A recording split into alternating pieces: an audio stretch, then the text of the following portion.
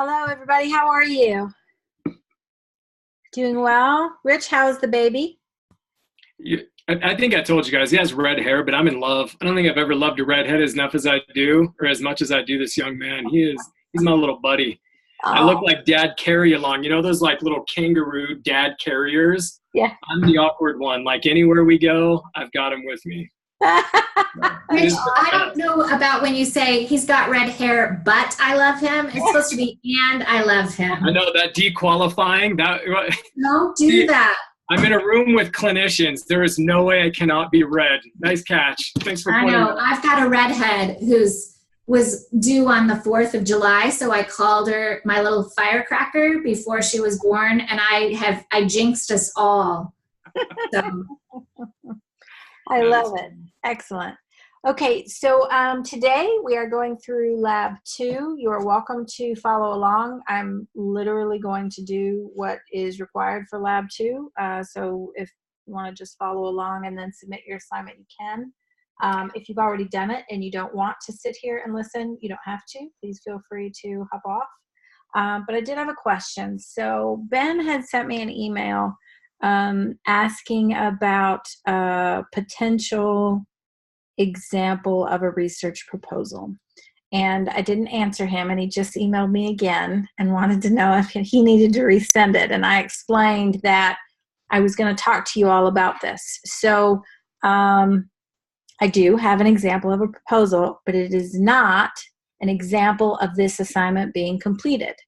So one of the comments that the midterm eval was that there's sort of a disconnect between sort of this PhD expectation and DSW expectation. And I guess it has created some confusion for some students in the sense that because I'm not in the DSW program and I don't have a DSW degree, that because my perception comes from the PhD, that it might create conflict in trying to make sure that you accomplish your tasks. Now, I don't know how many students might experience that because I don't see that, but because it was a specific comment, I've sort of been hesitant because the only example of a proposal that I have is my own, which was to earn a PhD. Obviously, it's more detailed and more comprehensive than what is required for your assignment, but it does have everything in it that is required for your assignment. If you would like, I have no problem sharing that with you. I didn't want to throw it up there and have anybody feel like now she just expects us to, do a PhD proposal or a true dissertation proposal. I absolutely don't. And some of the confusion about the capstone is that it has changed a little bit over time, and you guys are going to shift from research into your capstone 1, which is going to go back to a lit review, and then you're going to go to your capstone 2, where you go back to research. And because I'm not involved in any of the planning for the program, I'm struggling to find a way to help you transition. So I absolutely believe that anything that you have to do is not going to go above and beyond what I already had to do, right?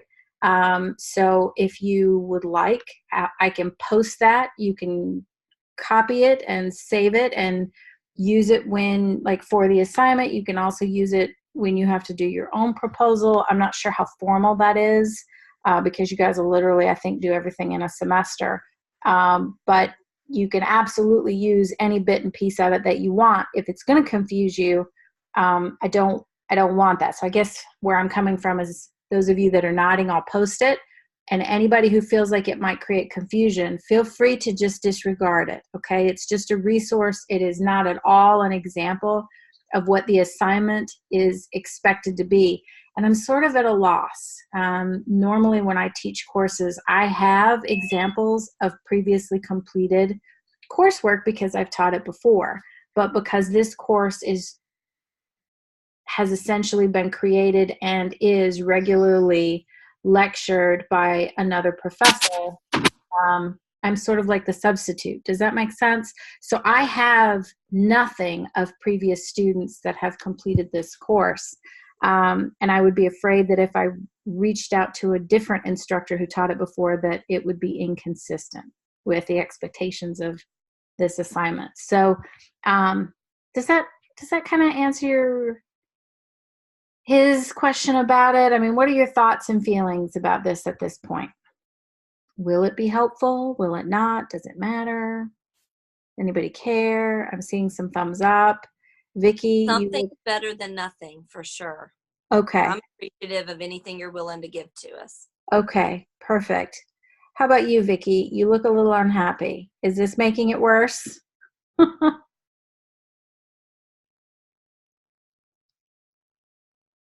I just joined the conversation late, so I'm trying to catch up and kind of figure out. Okay, so Ben had asked I apologize. No, it's okay. Ben had asked, for those of you that might have missed the beginning, Ben had asked if I would be willing to share an example of a proposal to help in completing the assignment. And I hesitated to share it because the only proposal that I have was my own for my dissertation. And I didn't want any students to feel like it was in any way representative of the assignment, because the assignment is not that extensive. It does have everything in it that would help you to complete the assignment. Also, you would not be expected to do anything more than that for your own research. So it would absolutely be a resource. I just wanted to make sure that it would be helpful and not harmful, I guess, moving forward. So does that help? Anybody have any concerns about that? Complaints? Okay. So what I'll do, yes, Rich? Sorry, it's not related to this, but as soon as you finish your point. Oh, that was it. That was my point. So I've done the labs, 3 of them so far. Mm-hmm. And it's nice that you're going through these, because then I can double check. And I am super embarrassed. Frank, you can make fun of me, and then I'll make fun of you about finance stuff to try to make myself feel better, okay? But realistically speaking, I suck when it comes to the reporting. I know that we have that handout. I've Googled it a little bit. Mm-hmm. And I get like the chi-square and just the different tests that we're running with the reporting. But for Lab 1, I don't know why. Lab 1 seems to be the hardest one, which is why I haven't submitted it yet for the reporting. And it's stupid, because I think I've looked at too much stuff now. Yeah. With how I'm supposed to report. But I'm just wondering if at some point today, or maybe like next week, you can just go through how to report so I can visually see it.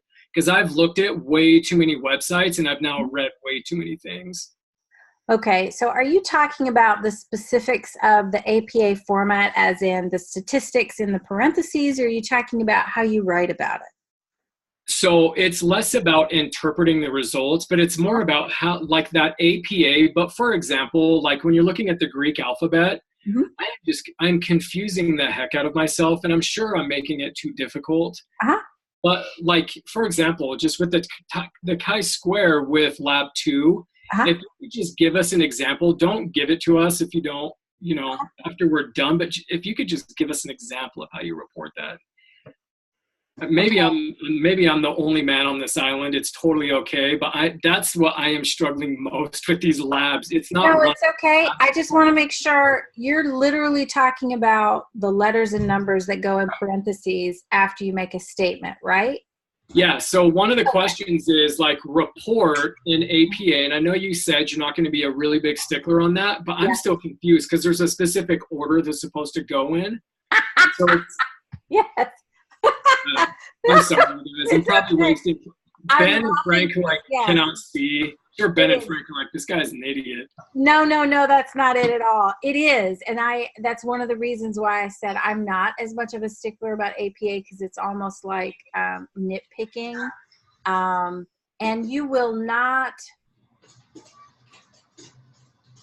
So in your course, the majority of your APA that they're going to be concerned about is citations and references, right? In my course, when they talked about APA, it was that, but then they would look at how you physically reported the statistics. And they were very anal retentive about it.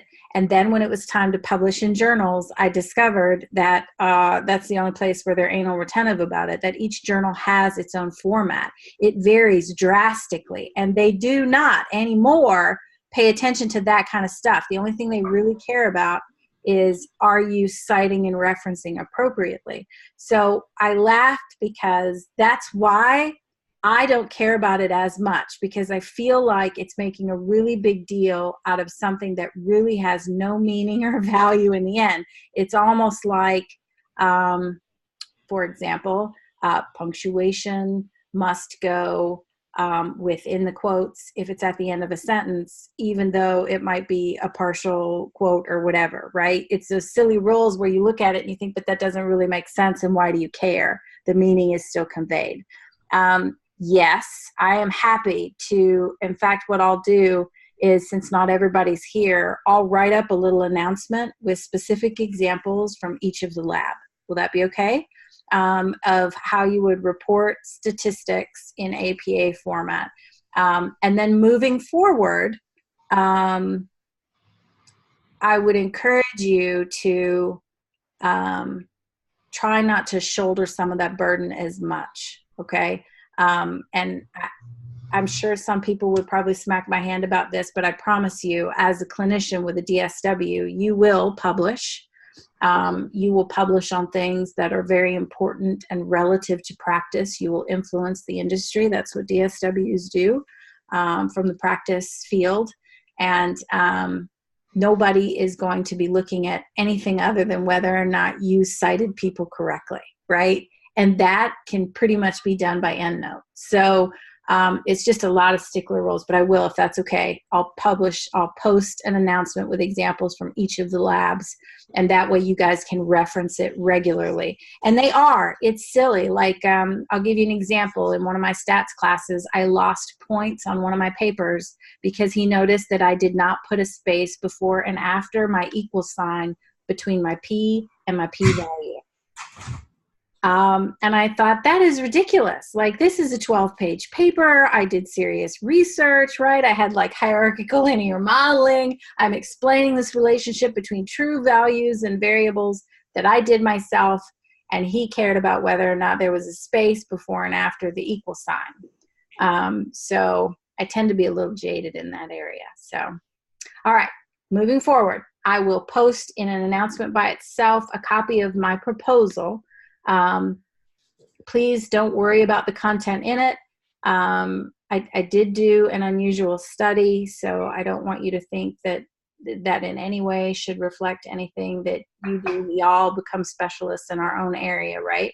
And then I will post a separate announcement with examples for each of the labs on how to list the specific statistic values in APA format. And then I think that covers it. Am I missing anything else? Am I good? Any questions, concerns before we get started? Yes, Courtney. Will you record this session as well? Mm-hmm. It's recording right now, I think. Okay, thank you. Yep, I recorded it early. Oh, one more caveat. I posted the video from last week. I posted it today. It was late because I was trying to figure out how to trim it. So I'm sorry, Frank. But there's an hour after the lecture of Frank and I talking about snow and Syracuse because I couldn't figure out how to trim it. And I'm sorry for the delay, but Frank was talking to me about Syracuse and the move, and we didn't talk about anything that we're not willing to share. But I thought people aren't going to want to get on there and so it might be a little creepy if you see the end of the lab and people just start logging off, and then there we are just carrying on a conversation about the difference between the North and the South and schools and where to live and things like that. But it's on there. So please feel free to stop watching at any point. You don't have to watch to the end because nothing changes. We literally just chatted it up until it was time for me to go home. All right. So with that being said, yes. I didn't realize it was still being recorded, but that's fine. I didn't either. But I want to respond to what Rich was saying. I struggle with the same thing. It's like figuring out how to specifically write it up. And I spent like 5 minutes trying to figure it out. I'm like, I'm just going to go with it and put down what I think makes sense. And yeah, if I lose a couple points, I lose a couple points. I'm pretty sure I'm still going to pass the class.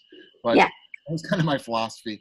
But I did have I remember in my stats class, my first stats class, like 17 years ago, we had this little blue workbook that our instructor I actually made.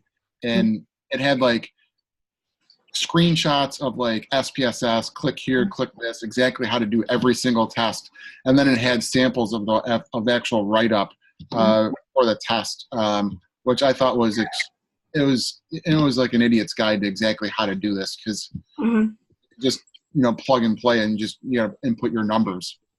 Absolutely. And I have homework that I did for my stats class where we had to write that stuff up for each of the analyses that we did. I feel like, though, it would be easier if I just kept it short and sweet. And all we did was get an example of the homework and then had to run our own analyses and then fill it in accordingly. So I'll keep it nice and easy, because the rest of it is essentially you fill it in according to how you want to report it. And yeah, don't feel bad about that. It's a pain in the butt for everybody. And I swear to you, sometimes I think it's people who have nothing better to do that just have to make finite rules about silly things so that they can have power over other people.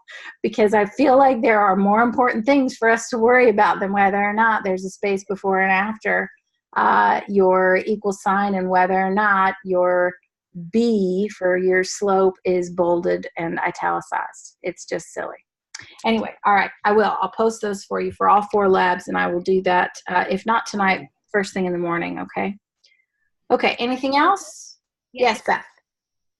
Tonight, are you going to be going over Lab 2? Because I have a question when we get down, in case you don't cover it, on the 2x2 table. Yeah, go ahead. Okay, you want to ask me now? No, let's just wait until we get there. Okay, perfect. I am actually not running a 2x2 table, but I can, so that you can look at it. I'm guessing that you're going to ask about the different statistic and the different effect size. I will talk about it briefly. I chose different variables just because I couldn't find 2 to me that made sense, that were just dichotomized on both, but I'll make sure to talk about it. Oh, and I'm up to date on grading. Sorry for the delay. Everything is posted. If you have any questions about what has been graded, please let me know. All right, let's dig into this. This actually isn't going to take long. Let me share my screen. And don't forget, I can't see you. So if you have questions, complaints, or concerns, feel free to, feel free to just holler at me. All right, so aside from the critical thinking questions, the first, you did 2 analyses. The first one is the chi-square goodness of fit test, which is a non-parametric analysis. And I completely missed that was non-parametric, meaning when Frank and I had made a comment last week about if you violate certain assumptions or tests, that you would not be able to run a parametric test and you have to run a non-parametric, and I complained that they have less power and it's usually better to not run them anyway. Anyway, I didn't realize that it actually was considered a non-parametric test. So we're going to do a chi-square goodness of fit, and then we're also then going to do a chi-square test of independence. And it's interesting, I want to say to you that that is also synonymous with crosstabs. So when I learned this, that's what they were called. And when you pull it up here in SPSS, it is crosstabs. You select the chi-square statistic, but it's not abnormal to see it referenced, discussed online and in textbooks as a crosstab analysis. And I don't know if they've just changed the language or if it was just a difference between who published what. All right, so let's start with the chi-square goodness of fit test. All right, now I wrote down the values. So Liz gave some background. Let me show you that real quick. I said I was going to show you, and then there we go. Some background so that you could see the expected values. To be able to do the goodness of fit test. I want to make sure that you can see where I pulled these from. Okay, I really don't have that many courses. For some reason, sometimes they'll open a course with just one person in it. Don't ask me why. I didn't want you to think I'm really teaching like 10 classes. I'm not. 8 of them have like 1 person in them. This is terrible. All right, we're on lab 2. All right, so here's the background. So right here, she was talking about, based on a recent YouGov survey, Americans believe that compared with 20 years ago, the rate of violent crime in the United States has increased 50%, stayed the same 15%, and decreased 22%. All right, and we're supposed to use this data set in order to accomplish the 2 analyses, right? The goodness of fit and the chi-square test of independence, and then answer some of these critical thinking questions. Now, I've already opened the data set in SPSS, and Are we going to skip over the glaring problems of the study to begin with? oh, actually, Frank, just for you, see this right here?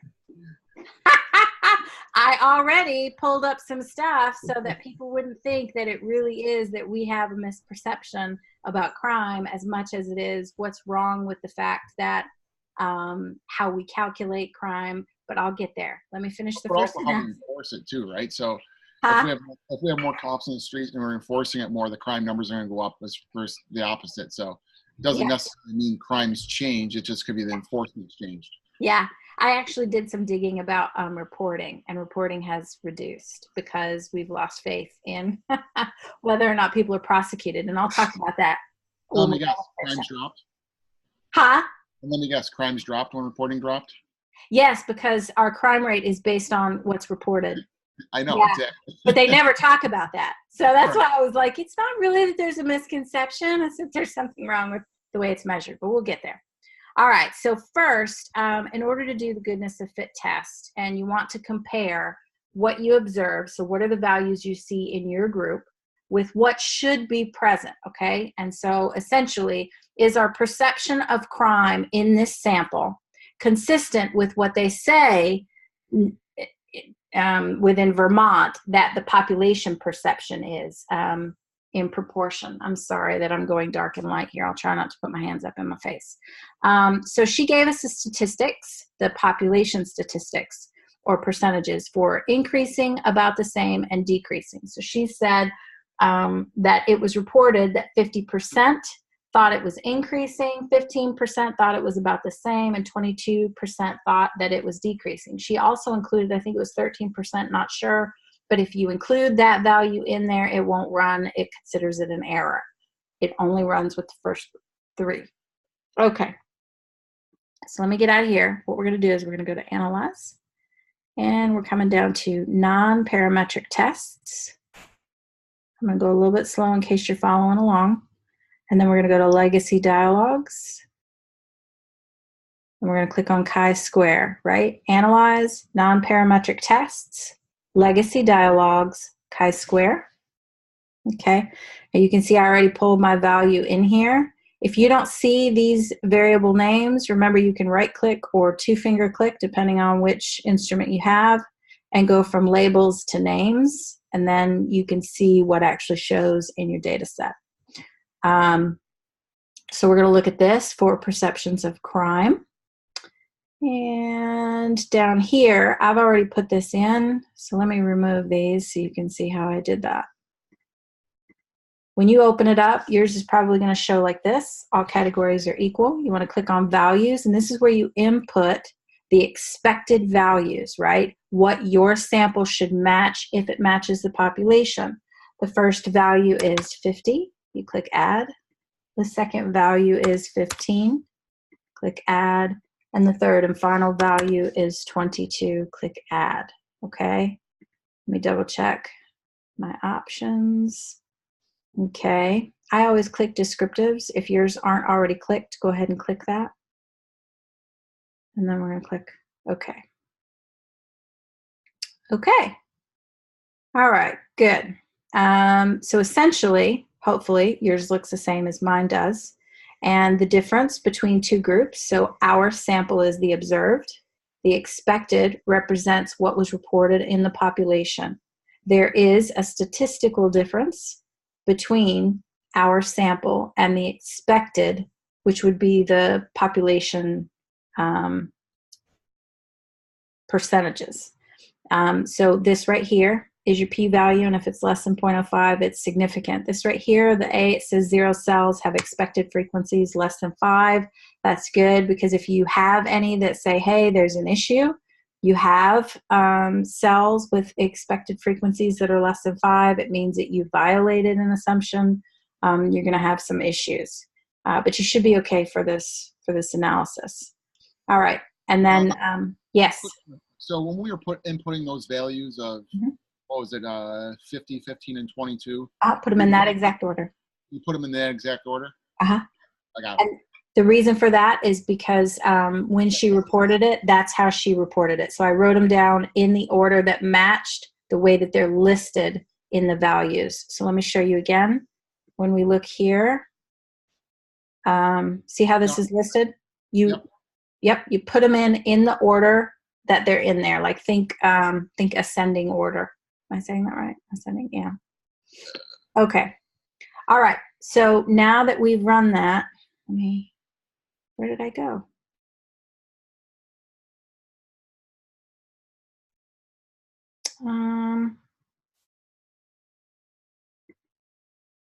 I lost my output. Click that button on the bottom. I got it. Thank you, Francine. You are Francine, right? That was Beth. Beth, sorry. Thank you, Beth. Okay. So let's see here. There it is.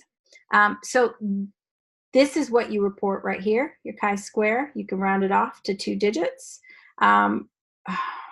Rule of thumb for rounding. You guys didn't go into that. Use what you learned in school. It varies. So when I was in stats, if it was a 5 and this was an even number, you didn't round it up. If it was a 5 and this was an odd number, you did round it up. If it was above 5, you automatically rounded it up. But now that I've crossed over sort of a little bit into another discipline, they use this argument of essential values or essential numbers.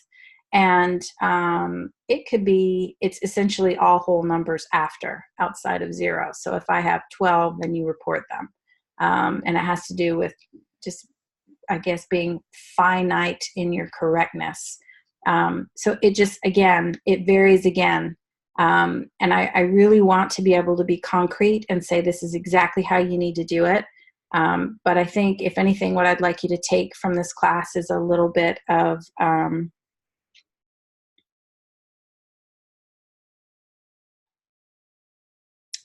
skepticism about what's right and what's wrong in your approach to do it, because everybody has an opinion and not all the experts agree. Does that make sense? And so maybe that will give you a little more confidence in your ability to say, hey, look, I'm doing what I can, and it's not that you're right and I'm wrong. If you can find people who agree with your perception and how you want to approach things, then it's right, is essentially what it boils down to. All right, so anyway, report your chi-square. I don't care if you only want to go out to 2, if you want to go all the way out to 3, just as long as it matches. You want to report your degrees of freedom and your p-value, and typically they go in that order. Okay, so that's your goodness of fit test. She also wanted, I keep saying she, I'm sorry, I'm treating it like I'm having to do the assignment too. Percentages, you can calculate those on your own here for the observed, or you can just run your frequencies. So you go to descriptives and frequencies, okay? Same variable, not there, cells. Display frequency tables, that's it. Thank you. Here we go. And that just gives you your percentages so that you can report those. Normally, if you're going to do that, you would include a table, right? You wouldn't write about all this and list it because it would be too much to read. But if you include a table, it's at a glance. People can look at what they're interested in. All they're really caring about is what was statistically significant and what wasn't. And if you are wanting to discuss something, then the easiest way to discuss things is from the most dominant or largest value. For example, The majority of people believe that crime is increasing, right? And then you post that number. The majority of my sample is African American, and then I would either give an N or a percentage or both. The majority of my sample is male or female, whichever it is. It's easy then to kind of give a snapshot without overwhelming people with the numbers in the middle. All right, so now you have your percentages, you have your chi-square, you have your significant value, and yes, there's a difference. Now, as Frank pointed out, he wanted to know if we were going to talk about the problems with the study. Actually, he wanted to know if I was going to gloss over the problems with the study. So some of the critical thinking questions here. What are the potential causes of a mismatch between dramatically declining crime rates and perceptions among the public that they are instead increasing? And there's lots of potential reasons for that. I went ahead and did some digging because I also agree that crime is not decreasing. So I started looking at things. I wanted to look at what were the essentially consequences of when crime is reported. And you can see here that the vast majority of people, especially in sexual assault, they don't go to jail or prison. If you look at robberies, again, 619 are reported to police. Only 20 will be incarcerated. Out of 1,000 assault and battery cases, 627 that are reported to police, only 33 will be incarcerated. That there's a talk about essentially every 3 of 4 sexual assault cases never even get reported. And this goes across age groups. I had no idea that this actually happened in the elderly. Like I was thinking it could, but not on a regular basis. But apparently it's enough that they're having to track the statistics, which to me was alarming for some reason. I need to kind of think about what that means for me clinically, right? And then reasons why. Huh? Did you hear about that woman? It was all over the news about a month or so ago about the woman who was in a coma for like a while and just had the baby. Yes. Yeah. Yes, while she's still unresponsive. Yes, that's terrible.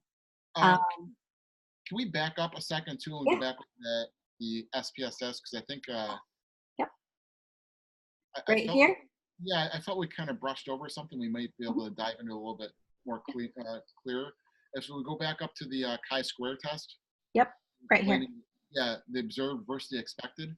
Yep. So the observed is what actually happened, right? And then the expected is what we're expecting to happen from the prediction based off of the population parameters. Essentially, we took what they say is an estimate of value in the population. So in this case, it is the number of people, and they calculated the number of people in the population based on percentages. So the first one was 50% of people in Vermont believe that crime is increasing. So it said, okay, if that's the case, then 50% of our sample should believe so. And if that's the case, then 323 people would believe it.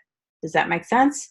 And then the observed was only 284. So we actually had less of a percentage. And that's what your residual is right here. So we had less here, we had more here, and we had less here. Were you wanting more than that between the observed and the expected? Well, I thought we didn't really kind of cover it, but maybe it was just me. So so here's kind of the part I'm stuck with. So we have, where's the population data? It's like for our data set. So you want me to go to that? Yeah, we had what, 600 people? 601? We have 562. 562. Uh-huh. So of the 562, mm-hmm. So the original question that was posted which was posted on the board, uh-huh. was regarding that 562, saying 50% said that was the case. No, the 50% was from a report. Let me go to that real quick so you can see it. Was from a community report right here. YouGov survey. Mm-hmm. Right. So that's the part I'm confused with. Oh, okay. Okay. So So the goodness, so if they're saying this 50%, wouldn't that be what's expected as 50% of the 562, which would be 281, not 323? well, so hang on here. It is estimating 50% of Didn't we population. Go ahead. omit 14? We omitted 14% of the respondents, though, didn't we? Yes. Because there were 4 categories, and then we took it down to 3. So Yeah. So he's right. So we did not include anything that had to do with don't know or wouldn't answer, right? So there was another 13% there, which likely accounts for the difference in numbers. Does that make sense? So the values that I added here, it knows that it only goes for that proportion of increasing, that proportion of decreasing. So it knows there's a missing amount. Does that make sense? No. The reason why is because if you go down to the frequency table, it includes the missing people, and that brings us up to 601. Yeah. 50% would be 300.5, not 323. And what you want is the you want the equation. So hold on, I'm going to pull it up. 50%, if we're expecting, if based off that report, 50% of the people said crime is increasing, that means the expected should be 50% of our total population, which is 50% of 601, which would be 300.5. Yeah, I know. I hear you. Here says 323. Yes, I know. It's the equation. So hold on, I'm going to pull it up for you, Frank. Equation of chi-square to estimate population.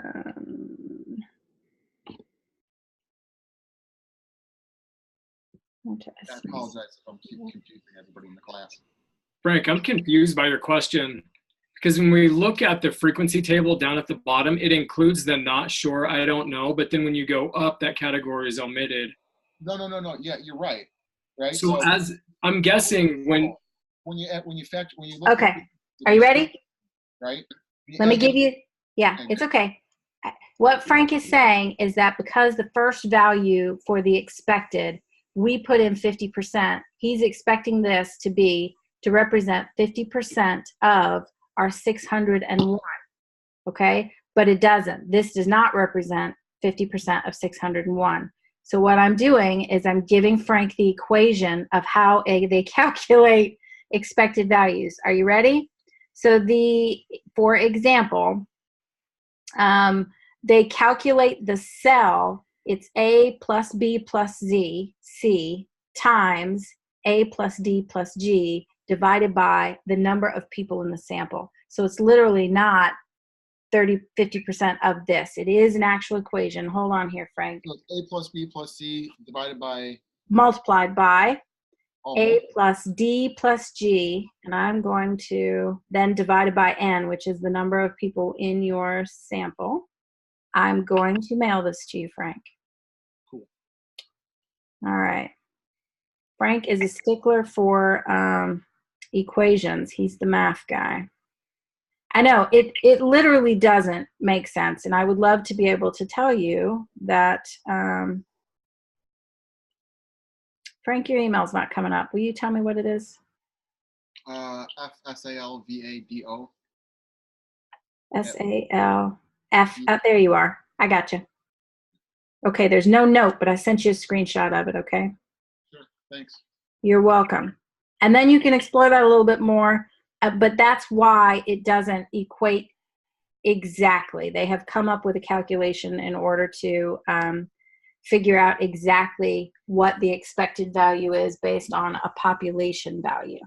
And it's not straightforward. So, but now that you have it, you can dig into it a little bit more. For everybody else, expected represents the values that we put in based on what they think we should have, according to what it said. This is what happens in the United States. There was a statistically significant difference between our observed group, our sample, and what is expected in the population. This is the chi-square statistic that you report. Okay, now, from there, critical thinking questions. If there's nothing else with that, I'm going to come over here.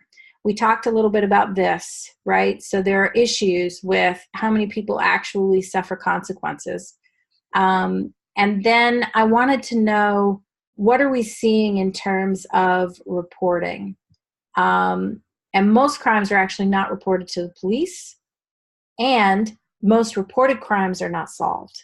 So essentially what you're seeing is this, this pattern of, I don't want to say incompetence, because I have friends that are police officers, but essentially a system that isn't working the way that we want it to work, right? And I feel like the more that people experience crime, either observing it themselves, experiencing it themselves as a victim, or witnessing it and seeing it and hearing about it in the news, that our perception that it's getting worse is probably, in my opinion, this is the conclusion I would come to, more realistic, especially since it's consistent across the country, and that all of the crime statistics are based on reported crimes only.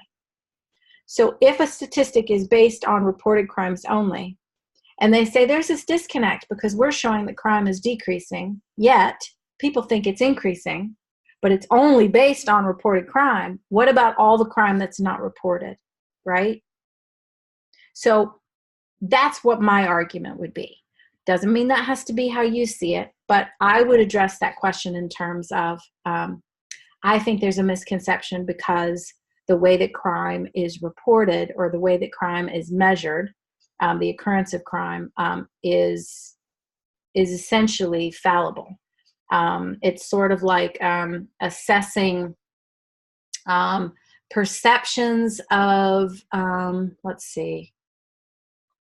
assessing perceptions of the have versus the have-nots, and are they taking advantage of college entrance schemes, and only interviewing people who go in to purchase Bentleys at the local dealership, right? What is it, a $500,000, $6 million car. And I might be way off. I have no idea how much they are. I just know I can't ever have one or look at one. So obviously you would have a skewed sample, right? So if you're only considering data of what's reported, but you know that there's crime that's going unreported, a large proportion of it, then how can you say definitively that crime is actually decreasing? So that's kind of how I would address that question. Question 2 in critical thinking. Question 3, I'm sorry, what are the potential implications of this mismatch on micro, meso, and macro levels? Now, I'm going to stop sharing for just a second. Is there anyone who would have trouble coming up with an explanation as to how that would affect on a micro, macro, meso, micro, meso, macro level for policy or practice? A misconception or an incongruence between what the estimated crime rate is and what Americans think the crime rate is. Do we need to talk about that? Are we okay? That's kind of what I'm asking. Anybody confused by that? No? Okay. If you are and you want to talk about it, let me know. Otherwise, I'm going to share and we're going on. Okay. Next. You guys are all over my screen today. What did I do? There we go. Okay. Lab. There we go. All right. Next, the last analysis is the chi-square test of independence. And double check. And this was the one that Beth had a question about, I think. Okay. So the chi-square test of independence is a parametric test, meaning it is stronger statistically It has assumptions that you need to be able to abide by. I am going to show you bootstrapping. I'm also going to show you Fisher's Exact if I can get it to come up. I might have to run a different test in order to do that.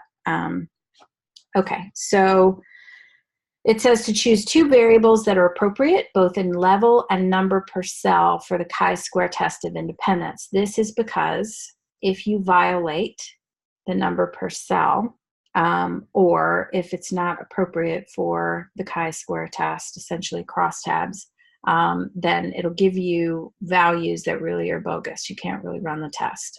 And if you violate an assumption, you can't trust your analysis findings. So for the sake of saving myself, Frank asking me, what if, I'm going to show you both. I'm going to show you when it works and when it doesn't. So let's head over here. We're going to go to Analyze, and this is Descriptives. And we're going down to cross tabs. Remember I said this particular test, the chi-square test of independence, is also, most of the time, it's referenced as a cross-tab analysis. Okay, I've already got my values in here. So the first thing I'm going to do is I'm actually going to show you one that works, okay? So I'm just going to do a 2x2 because I can't do a 2x2. I need a 2x2. Beth, did you do a 2x2? What was one that you did that was a 2x2? I didn't do a 2x2. I just watched it on the video. Gotcha. Did anybody do a 2x2? Nope. All right. Well, I'm going to leave it like this, and then I'll explain to you the 2x2, but this should work, hopefully. I won't have any issues with it. All right. So you click on Statistics, and you want to select your chi-square. Now for the chi-square, now if you'll notice right here, you'll see nominal, ordinal, and nominal by interval. I am using 2 nominal variables, right? Meaning that the categories do not have any difference in like a magnitude of change, right? It's like selecting the difference between A or B, and there's no statistical change in value between A or B. If it was ordinal, which would be like a Likert scale, you would want to select your effect size from here. And if it was nominal and by intervals, so what would be an example? If age wasn't categorized in here, unfortunately this data set is set up so that it's all categorized, but age is in here. If it was left as age, you could treat that as an interval variable. And that would be the crime by age. You would get ETA. Now, just a refresher, your effect size tells you the magnitude of a relationship. So your p-value tells you if it's statistically significant. The effect size tells you how big is that relationship. How much variance in the dependent variable does it account for?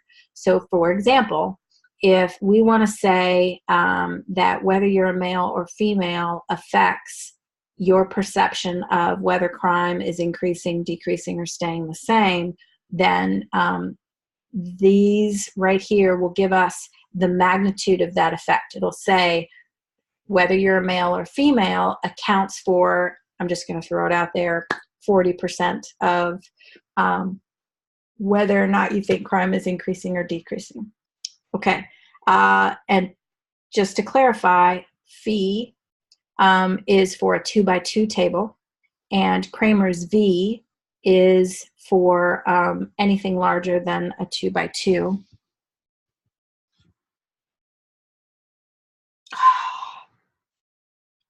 You guys are gonna laugh at me, but I got 9%. Let me see if I can finish this up. I don't wanna close out on you.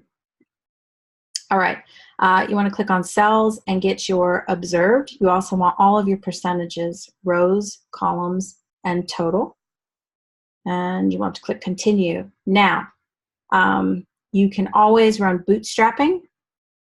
If you run bootstrapping, you click perform. You always do it by 2000. And you leave it simple. You don't have to do stratified. I like to do bias corrected. And this allows you to violate assumptions and still trust your statistics. And display clustered bar charts. If that gets down to 5, I'm going to have to disappear for a minute while I run downstairs and grab my cord.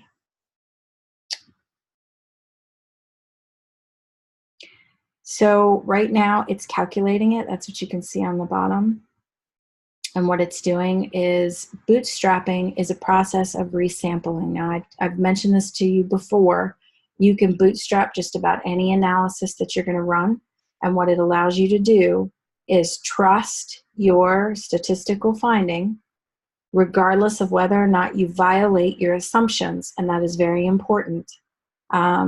It's also a trend now in statistics because they're arguing that we make more errors in our conclusions when we rely only on hypothesis testing, whereas when we calculate population values, so that's what bootstrapping does, is it does a series of resampling and running the analysis over and over again to say, not only can you trust this p-value, whether or not it's statistically significant, but I'm going to give you the actual range of values that would occur in your true population. So if my sample is in Vermont, and it's, 600 people out of, 500,000, the parameters that it gives me for a range of one particular statistic, it's going to say this is the range for the entire state of Vermont, wherever you sampled from, okay? So that's why it's very important. It's just sort of like, and I am just at a loss for words. It's like a backup. It's like a security blanket. It's another, well, if you guys have been alerted by UT, it's like two-factor, what do they call it? Two-factor verification. Yeah, so I just had to sign up for that today. It's just, huh? We're also down to 3%.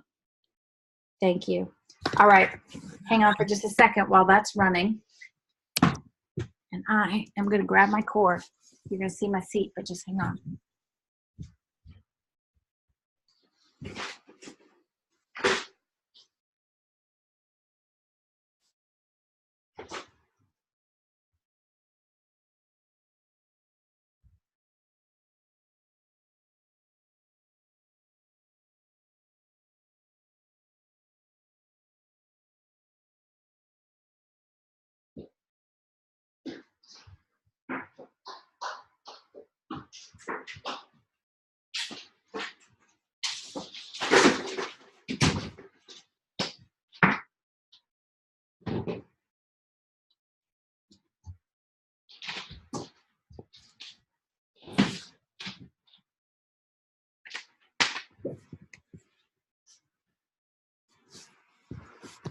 Oh.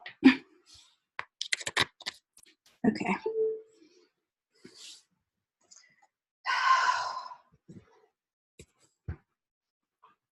What iteration am I on?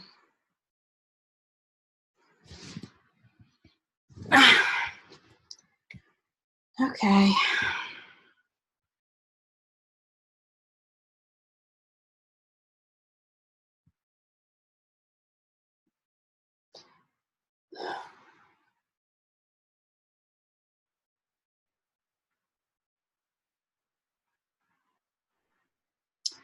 All right, I'm going to stop it and just show you what I ran.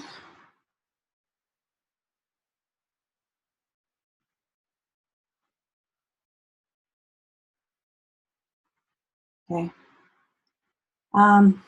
So this says that it was interrupted, but I can show you where I ran it up here earlier, okay? So when you run your analysis, here we go. It gives you a bootstrap table, and this is for the goodness of fit test. This bootstrap right here, but you'll still see bootstrap, and it'll give you these confidence intervals, right?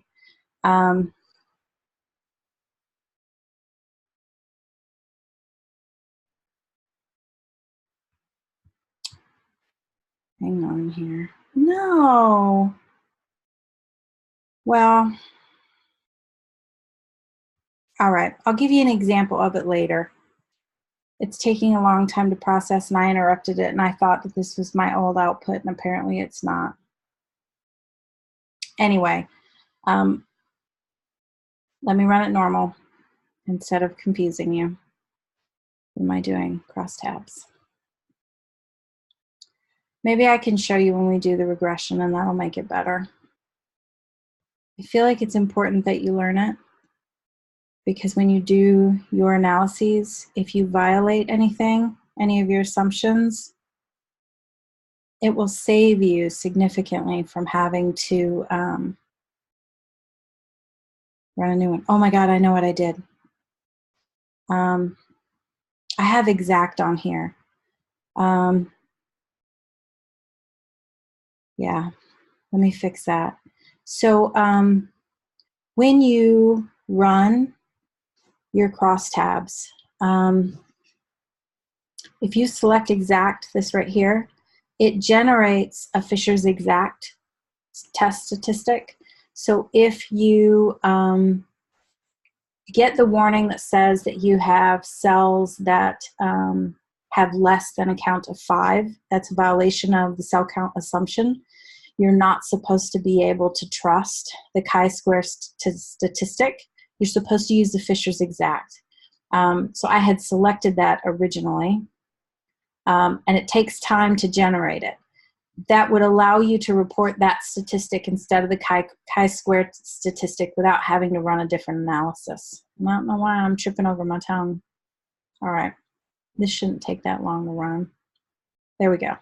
All right, so good old-fashioned chi-square, now that I've probably confused you all.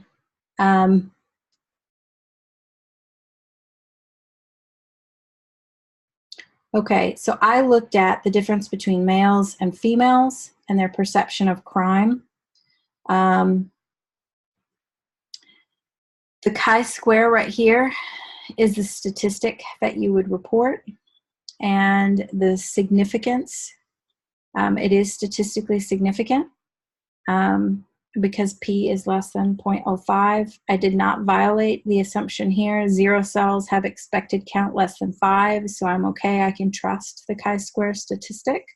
Down here, phi and Kramer's V, if it's a 2x2 table, you report phi.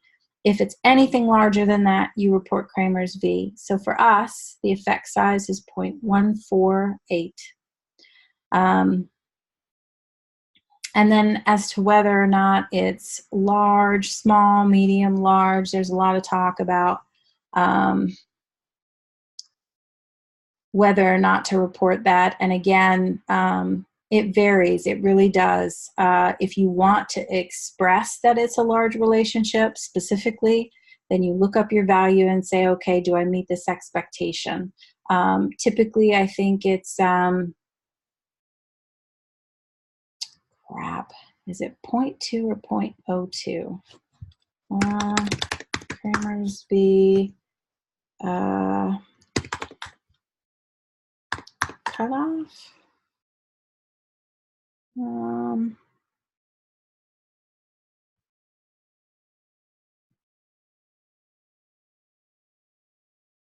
I really just want to know the values. Kramer's V values.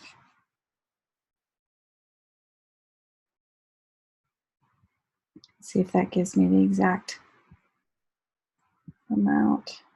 There we go. Okay. In fact, I will copy this and post an announcement for you all too. Okay. I love this. Worrisomely strong, meaning something's probably not right with your analysis. Isn't that funny? It's either too small, so you shouldn't report it, or it's too big, so you've done something wrong. All right, anyway, back to SPSS. All right, so this is in the case of everything works fine, okay? Now I'm gonna run one that I originally ran where it did not work fine because I violated the assumption. what did I do? I think I did job set. Yep. Okay, I'm gonna,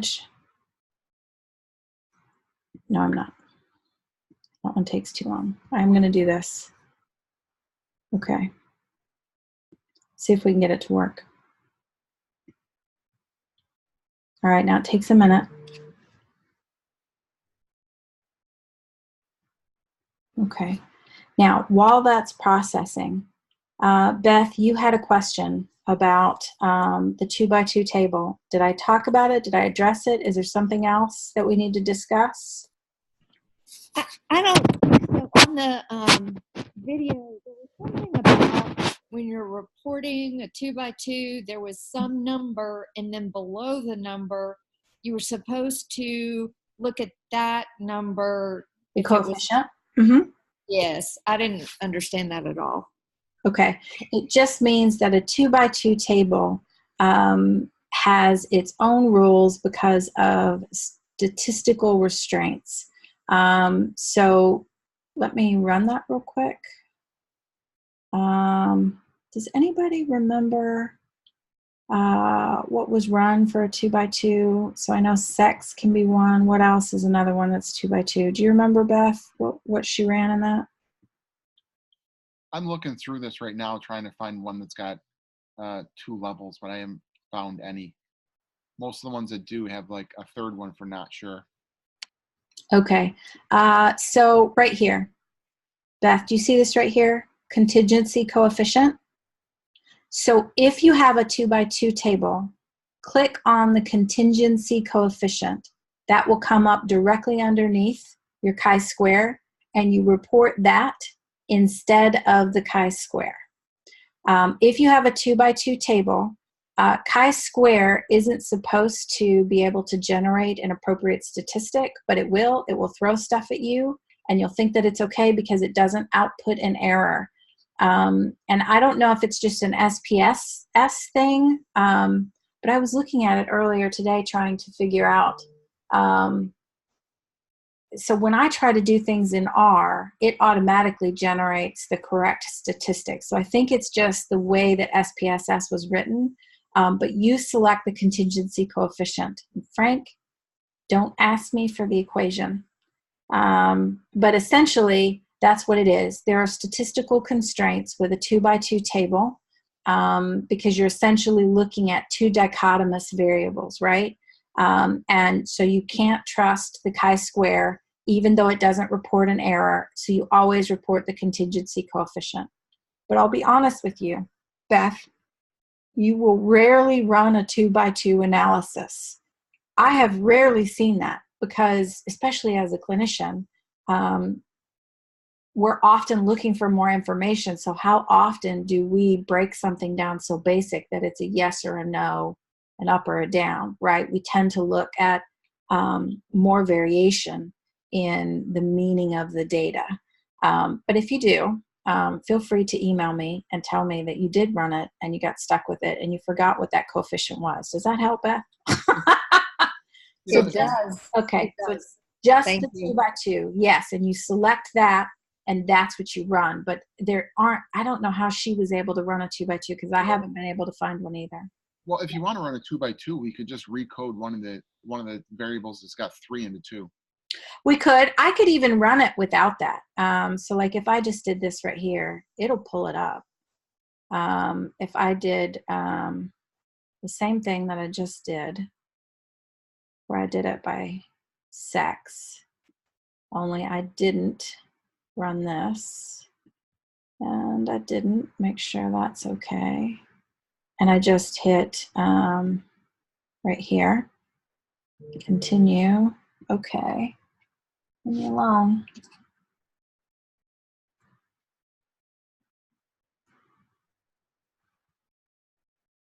Okay, so the contingency coefficient came up down here. That's not the right one. Yeah, let me change something here. Up, data. All right, male versus female. One, no. Yep. Okay, I'm going to do that. I'm going to transform. I'm going to recode into a different variable. I'm going to take this one, name, just for fun. Okay. What's the illegal character?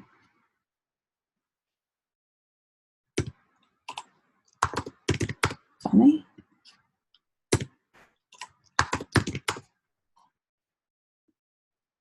There we go.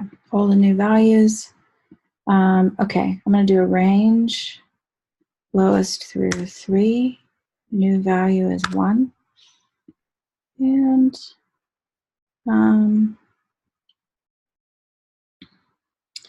the old value was 4. New value is 0, meaning those who didn't have an opinion about crime and those who did. That's what I've dichotomized fun into. Okay. And I'm going to analyze fun and, oh, I'm not even going to say that out loud. That's terrible. Okay, let's see here. Come all the way to the bottom.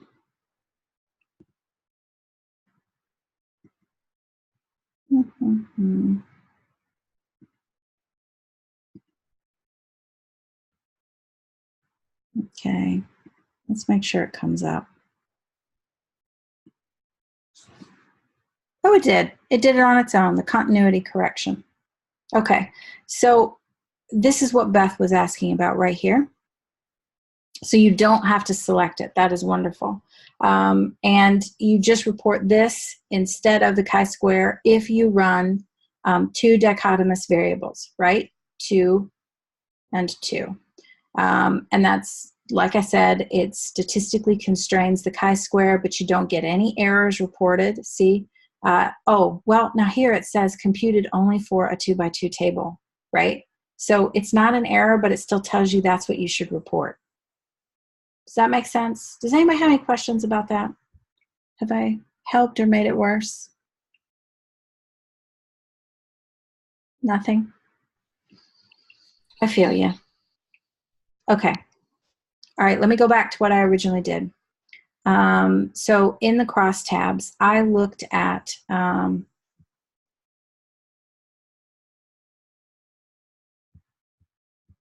did I not run the one that I was interested in? I did. I looked at employment versus their thoughts about crime. And I calculated the percentages within the rows and the columns. So 175 people who were full-time employed think that crime is increasing. Okay? 20 people who are part-time employed think that crime is increasing. 38 that are retired, 6% unemployed. And if we look down here, oh, I didn't, did I? No, I didn't do the cluster bar charts, but I did earlier. The cluster bar charts, you'd be able to visually see it, right? When we look down here at the chi-square statistic, God, I'm developing a stutter. See what stress does to you? The Pearson chi-square, and we can use this because it's larger than a 2x2 table. Here is the statistic. It is not statistically significant, but see this right here? 10 cells, 37% have an expected count less than 5. The minimum expected count is 0.42. I have violated a cell count assumption, which means technically I should not trust this information right here. What I would need is the Fisher's exact, which when I tried to calculate it earlier, it was taking a long time, so I turned it off. But you can see it right here. So the Fisher's exact, you select it. Let me see. I'm going to try to run it, see if I can get it to run. It will run. It just takes a while, and I'm very impatient, so I'm sorry about that.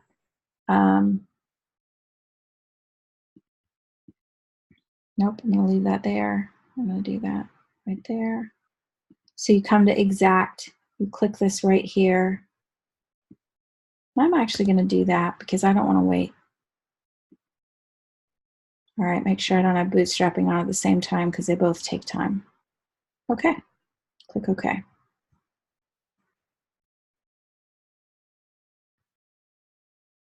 There it is. Okay, so I have a Pearson chi-square.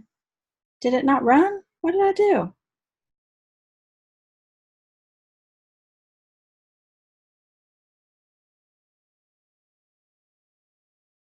Yeah, it ran. Okay, I just want to make sure that I wasn't missing something. I have a Pearson chi-square, but here, why does it not say that I violated it? Did I change my variables? That's the wrong one. I swear to God. Sex and crime. Oh, it was job. That's what I did. I was going to say. Job is what violated the assumption. I'm sorry, you all. Just fire me now. Okay, now it's running. I was going to say it takes a little bit.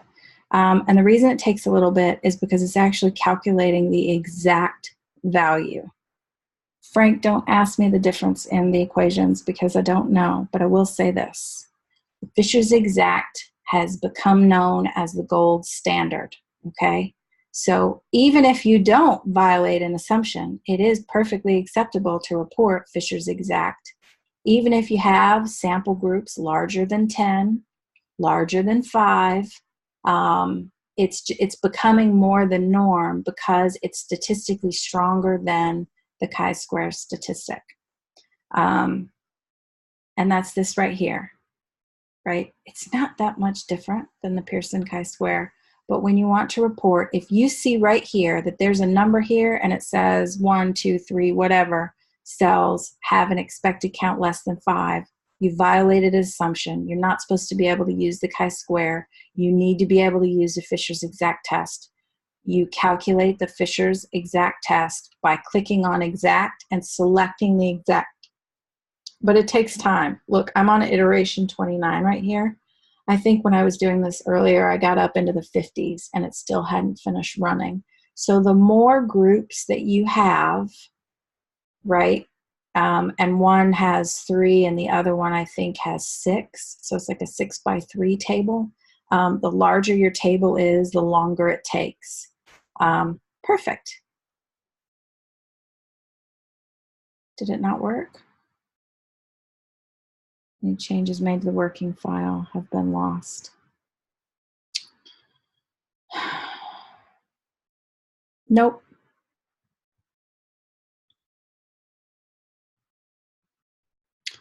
All right. So see right here, this warning, some or all exact significances cannot be computed because the time limit has been exceeded because I only gave it a minute per one.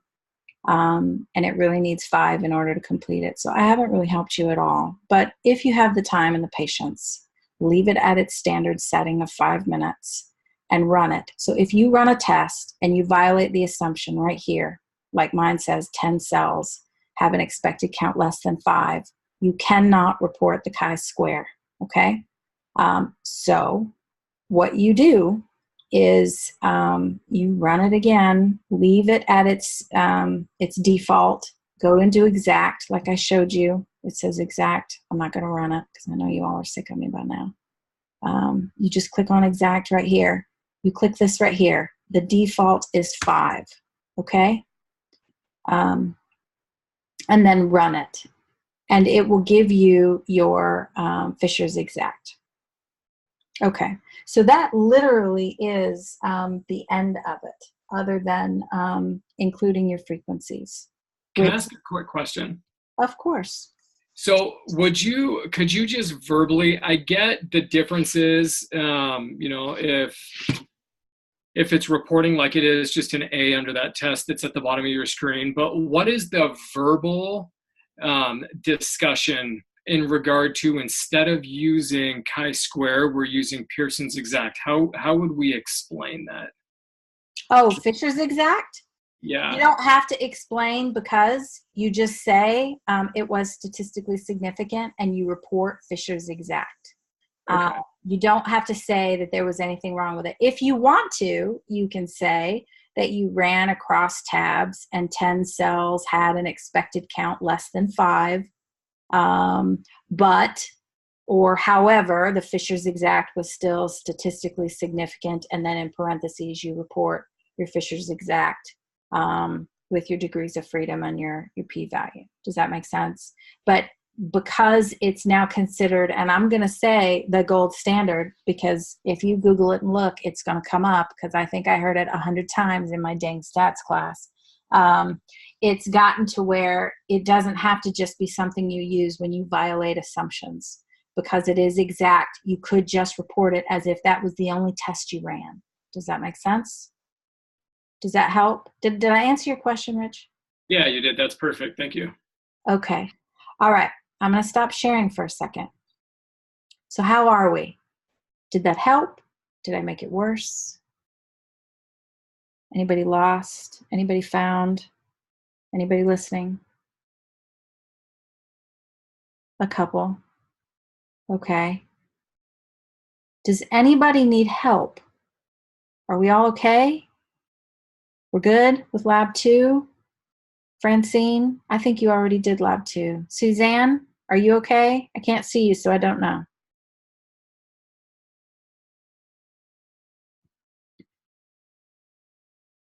Yes, please post it. Okay, Chin, that was fine. Thank you for recording it. No worries. All right, well, I'm going to assume that Suzanne is okay. If you guys don't have any questions, then that's it. I'm good. I have a question. Yes, Lita. So can you, since like the question number 3 says, oh no, that's still part of 2. It says the null hypothesis and the research hypothesis. Can you show us what that would be on the variables that you chose? Yeah, so you want me to type it out, or can I just say it to you? You can just say it. Okay, so the variables that I chose, let me write them down. I did a few different ones, so I'll give you a couple examples. One I did was sex by perceived crime rate, and then the other one was job status by perceived crime rate. Okay. Your hypothesis is an estimation of an expected relationship, and your null is the complete opposite. So a hypothesis for sex by perceived crime rate would be, oh God, I just stepped into trouble here. Okay, I'm literally making this up, so I don't want anybody to think that I'm being sexist in any way. I literally ran an analysis with sex by perceived crime, and I have to come up with an argument, and I feel like no matter what I say, it could be thought of that I am being sexist, and I'm not. But you could say that men, that being a man would be more likely to perceive crime as decreasing or increasing. I'll say decreasing. That men will perceive crime decreasing. My null hypothesis would be no difference between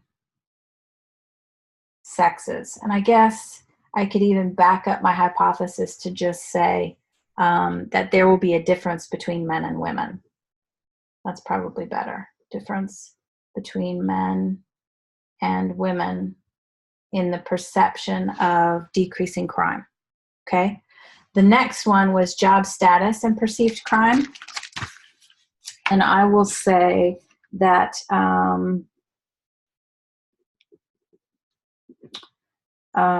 there will be that job status groups will differ in perceived crime. And if I wanted to get even more specific, I would say part-time, because I peaked already, part-time employed participants will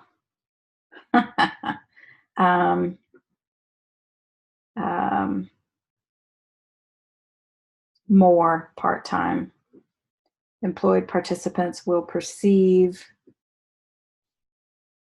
crime is the same. So I remember they were the only ones that had a different relationship. So again, between sex and perceived crime, just a general hypothesis would be that there will be a difference between men and women in how they perceive a reduction or decrease in crime. The null will be that there's no difference between men and women. When I was looking at job status, which broke it down between part-time, full-time, I think there was even very little part-time or something like that, essentially categorized it by hours, and perceived crime. And just a broad hypothesis would be that there will be a difference between job status groups in their perception of crime. If I wanted to be more specific, I could say more part-time employed participants will perceive crime is the same compared to full-time employed, retired, and so forth. Does that help, Lita, a little bit? Am I saying your name right? Is it Lita? Letta? It's spelled like Lita Ford. Am I the only one old enough to remember who that is? How do I say your name? Is it right? Is it Letta? Lita?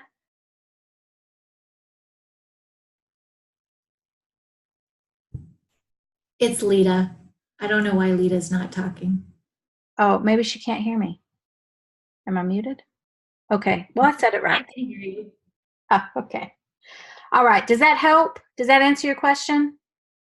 Okay. Yeah, thank you. Okay, good.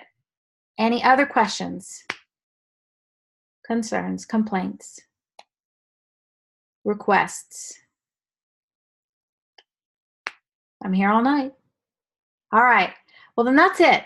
That's all I've got. Now I've recorded this. I will not hang out with Frank afterwards and record an hour about Syracuse. I know that's going to bum Frank out. But I will go ahead and post this video this evening, and I will also post my original research proposal. Let me write that down so I don't forget. Okay, my proposal. I'm also posting examples of APA stats per lab, and I'll do that in one quick one. Was there something else I was supposed to give you guys? Proposal, the stats, and this video. Anything else? Anybody need it? Yeah, did you just say you were going to do the APA stuff? Uh-huh. Okay, sorry, missed it. No, that's okay.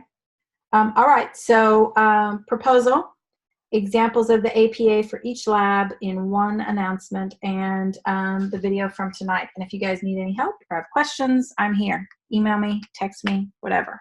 I think you mentioned giving us a free pass on the proposal period, right? Was that, I heard Right. that a little earlier. I did talk about that. I said it was a no-go. I'm just kidding. It's good for you. Try not to stress. If you have concerns about it or you just want some feedback, feel free to send me whatever you have. I have no problems prior to you having it graded, giving you any insight, feedback, suggestions. I'm game. And I'm caught up on grading, so you should, if you have posted an assignment and you don't see a grade, please let me know, because everything that I could see, I've graded. So if you're missing a grade, that means I need to dig for it and figure out what's going on. All right, that's it. You guys have a great evening. All right, bye guys.